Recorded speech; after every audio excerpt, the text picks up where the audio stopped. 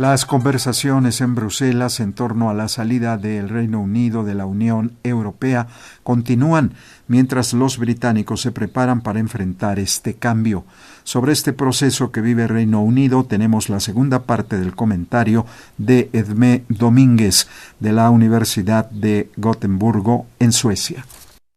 Cuando David Cameron, el entonces primer ministro británico, aceptó llamar a un referéndum para neutralizar de una vez por todas a las fuerzas anti-Unión Europea dentro de su partido conservador, nunca se imaginó que los resultados tendrían el efecto contrario. El referéndum de 2016 dividió al electorado británico a nivel generacional, de clase y nivel educativo. La mayoría de los que votaron porque Gran Bretaña dejara la Unión Europea eran de mayor edad, de clase trabajadora o del grupo llamado de economía precaria y de bajo nivel educativo. Pero incluso el Partido Laborista y en particular su líder Jeremy Corbyn, poco amigo del proyecto neoliberal representado por la Unión Europea, compró estos argumentos.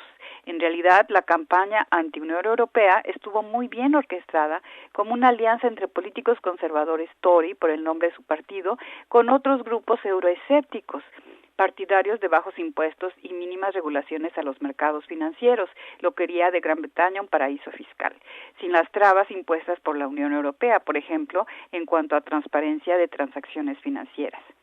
Este grupo logró convencer a grupos de la clase trabajadora o de economía precaria con argumentos de que fuera de la Unión Europea el proyecto de bienestar y los puestos de trabajo estarían mejor defendidos de la amenaza de la peligrosa inmigración que la Unión Europea no lograba parar, de que se recuperaría el control perdido. Se trataba de devolver a Gran Bretaña su grandeza, algo muy parecido al hacer América grande de Trump. En cambio, muchos jóvenes con mejores niveles de escolaridad, empresarios o intelectuales, apostaban por la opción de permanecer. Para ellos era claro que la Unión Europea, pese a su fama de proyecto neoliberal, sí garantizaba ciertos estándares sociales y económicos, ya que no habría forma de parar la carrera al fondo, bajos impuestos, bajos salarios, menos bienestar, que una salida entrañaría. En estos 2 años desde el referéndum, el Partido Laborista ha comprendido lo que se perdía al grado que en su último congreso fue avasallador el apoyo a revisar el Brexit e incluso a organizar un nuevo referéndum. El Brexit también ha repercutido en una agria división dentro del Partido Conservador, los Tory, donde hay un ala fanáticamente anti-Unión Europea encabezada por Boris Johnson que quiere salir ya y a toda costa frente a los escépticos de esta salida, partidarios de mayores negociaciones y concesiones para que los efectos no sean tan drásticos para la economía británica.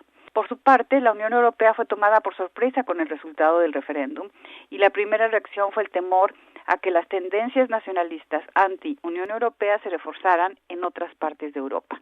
Pero al paso del tiempo se ha encontrado mayores dinámicas de cohesión favorables a la integración. Incluso hay países o políticos que celebran el que Gran Bretaña, que siempre obstaculizaba ciertos procesos de reforma, ya no lo haga. Pero, ¿cuáles serán las consecuencias de esta salida? Aunque mucho dependerá de las negociaciones finales entre la Unión Europea y Gran Bretaña, trataremos de mencionar algunas. Como ya se dijo, Gran Bretaña se podría convertir en un nuevo paraíso fiscal para atraer capitales multinacionales, como Irlanda lo ha sido. Claro está, se ahorrará el pago de la membresía, pero se prevé que el crecimiento económico disminuirá radicalmente, además del pago de tarifas de compensación a la Unión Europea. Se encarecerán las exportaciones británicas y se incrementará el costo de las importaciones, afectando los precios al consumidor, ya que, por ejemplo, 1/3 de los alimentos consumidos en Gran Bretaña provienen de la Unión Europea. Esto puede repercutir en más inflación, además de que surge el riesgo de carencia de ciertos productos alimenticios debido a los trámites aduanales, sobre todo en situaciones como la del verano pasado, donde la sequía redujo la producción interna de alimentos. El Brexit afectará seguramente a Londres como centro financiero, al perderse al menos 5,000 lugares de trabajo, además de que las empresas británicas no podrán entrar a los concursos de licitación europeos. Y se prevé la pérdida de tecnologías de punta que la Unión Europea hace accesibles a sus miembros, por ejemplo, en cuanto a protección medioambiental o energética, además de la pérdida de fondos europeos a la investigación que sostienen en gran parte a universidades tan conocidas como Oxford o Cambridge.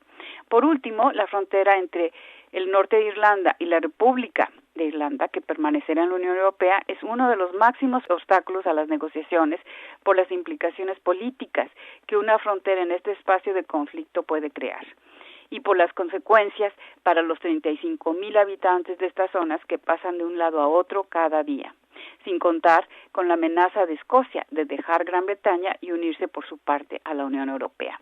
Finalmente, el balance del Brexit para la población británica en general parece ser más bien negativo, por lo menos a corto o mediano plazo. Tanto es así que gran parte de esta población, aún la que votara por el Brexit, parece preguntarse si no sería mejor revertir todo el proceso. Para Radio Educación les habló desde Suecia Edmé Domínguez Reyes.